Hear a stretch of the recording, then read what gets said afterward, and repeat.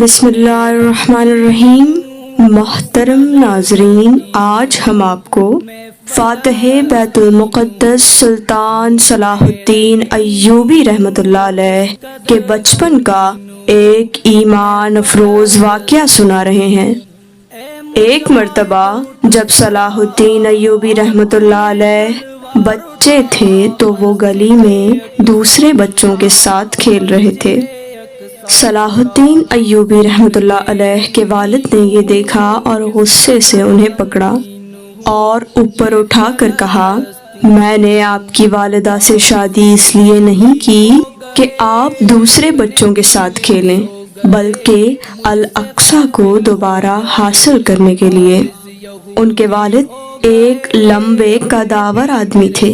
انہوں نے صلاح الدین ایوبی رحمۃ اللہ علیہ کو چھوڑ دیا، جس سے وہ زمین پر گر پڑے۔ زمین پر گرنے کے بعد صلاح الدین ایوبی رحمۃ اللہ علیہ کے والد نے ان سے پوچھا، کیا آپ کو تکلیف نہیں ہوئی؟ صلاح الدین ایوبی رحمۃ اللہ علیہ نے جواب دیا، ہاں۔ والد نے پوچھا، تو پھر آپ روئے کیوں نہیں؟ سلطان صلاح الدین ایوبی رحمۃ اللہ علیہ نے جواب دیا، فاتح الاقصی کے لیے رونا مناسب نہیں ہے۔ Once, when Salahuddin al-Ayyubi was a young boy, he was playing with other children on the street.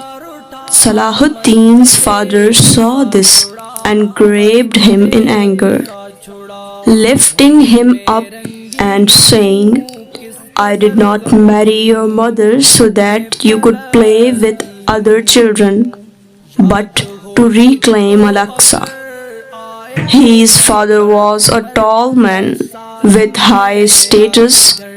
He let go of Salahuddin, causing him to fall to the ground.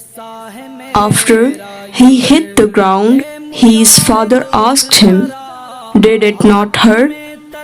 Yes, Salahuddin Ayyubi replied. Then why did you not cry? The father asked. Sultan Salahuddin al-Ayyubi answered, it is not fitting for the conqueror of Al-Aqsa to cry.